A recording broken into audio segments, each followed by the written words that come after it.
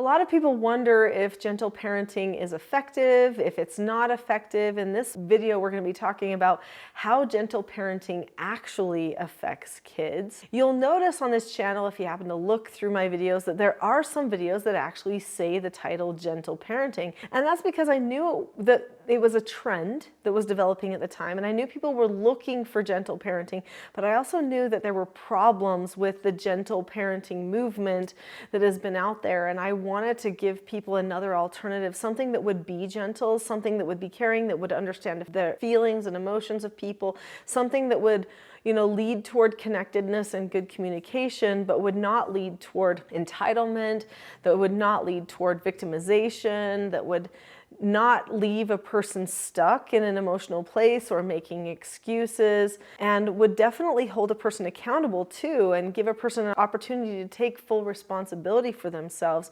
which is something that the gentle parenting movement doesn't necessarily do. So in this video, we're going to talk about some of those differences between teaching self-government and gentle parenting.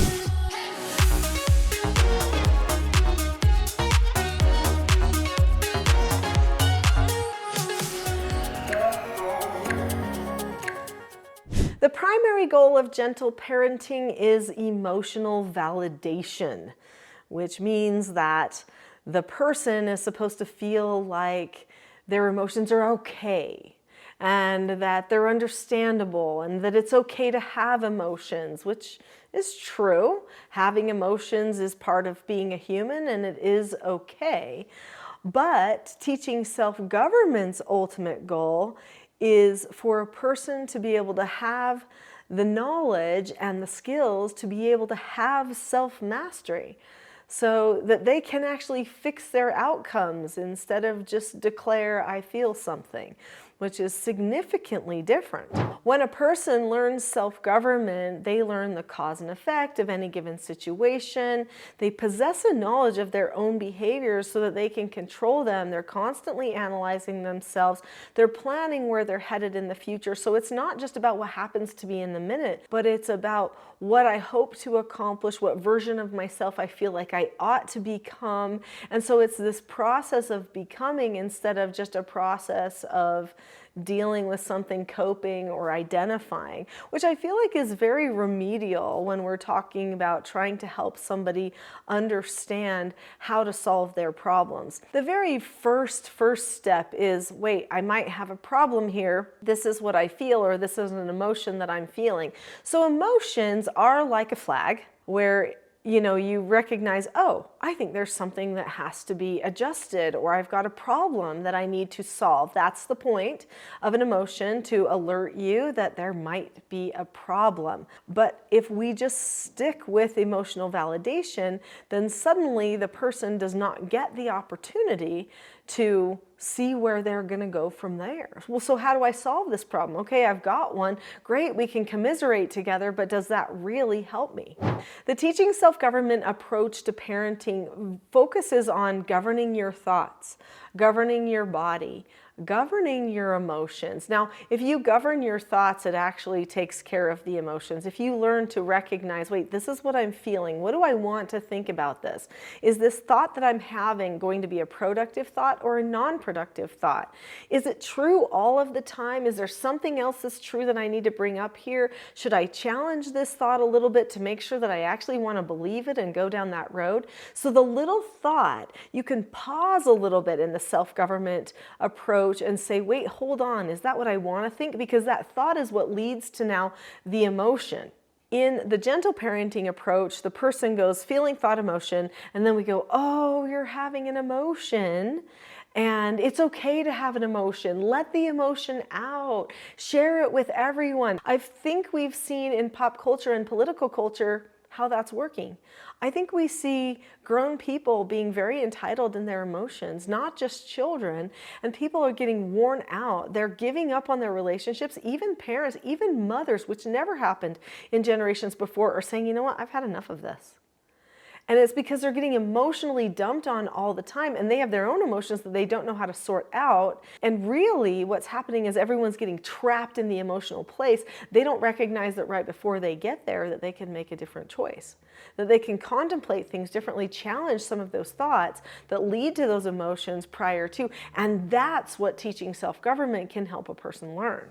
In gentle parenting, a child learns to understand feelings, which I think is important. I think the goal is emotional intelligence. Feelings and emotions are different. We do need to understand that. And Dr. Daniel Goleman, who was the author of the book Emotional Intelligence, which everybody thinks they're aiming toward, actually said, you have a feeling, then a thought, then an emotion. So the goal is to understand feelings. I would agree with that. Understand feelings and what thought is occurring from the feelings so that you can plan your emotion better. But usually in the gentle parenting approach, the emotions and the feelings are thought of as the same thing. Whatever experience or sensations that you might be experiencing within your body, that's what we want to understand. And that sounds super good on the surface. The problem is that when a person is just focused on figuring out their why, like, well, why this? Well, because that person didn't understand, or I was trying to talk to them and they didn't. Suddenly we go down this excuses track. We should be saying, well, no matter what happened, what piece do I have to take responsibility for? My choice, my thought, they're mine. That's what self-government focuses on, is the personal empowerment.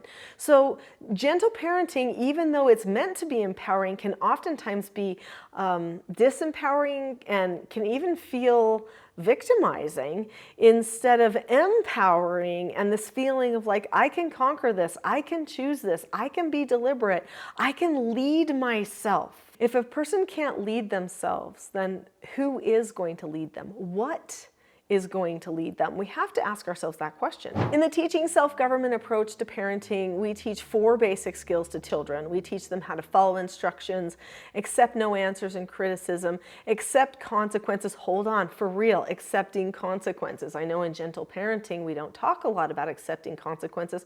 We just go looking for some unmet need instead of helping a person actually take responsibility for themselves. But yes, accepting consequences. You can't learn self-government unless you get the opportunity to accept consequences, and then also disagreeing appropriately. So we focus on skill development. Let's just take the skill accepting no answers for a minute. Life is not always going to go your way.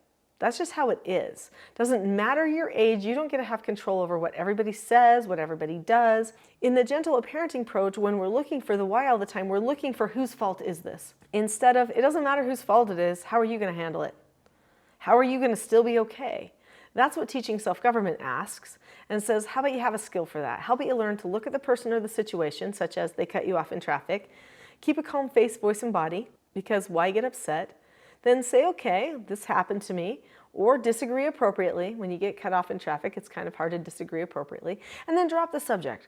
Like, don't carry it around anymore. Choose to let it go. I feel like the gentle parenting approach does not actually embrace the idea of dropping the subject and letting it go. When a person drops the subject, they say, I'm not going to think about this anymore. It's not going to be my focus. I'm done with that. I'm moving on. They're allowing themselves to repent from a bad mistake and move on. They're also allowing themselves to not be controlled by circumstances. Now it's about the future them, who they ought to become, where they're going, where they're headed, instead of what's happened in the past. The gentle parenting approach buys into a lot of myths, myths of victimhood and myths that things are happening to you all the time and that there's nothing you can do about it, so you have to carry around this heavy weight. And it just is not true. It makes it so that the human experience has to go through all of this extra pain when they've already experienced a hard circumstance. I also think that it assumes that a person needs to have a therapeutic encounter just because they didn't get something their way sometime, or just because they experienced some emotions, and they don't have to. It is okay to say, you know what, I should be okay if I have to eat peas and mom says I have to take a couple of bites of peas. I should be able to be okay with that. Or if I have to wake up extra early today when I didn't want to, I should be able to be okay with that. Those things shouldn't be so pivotal in my life that they have to be big, huge moments. And when they learn to have that kind of anti-fragility, it will lead to future anti-fragility and resilience. So they end up becoming the leaders around them. And that's what teaching self-government can do for you. I would absolutely like to give you more understanding in the skills and principles of self-government so that you can have the outcomes that you desire for your family. There is a video here on this channel. It's a full-length class. It's called The Not So Known Secret for Parenting Success. So if you click on the link to that video next, then you will be able to learn a lot of the skills and principles of self-government so you can start using them today. So go see that video, and by the way, at the end of that video, there's a little free gift, so make sure you stay till the end. We'll see you there.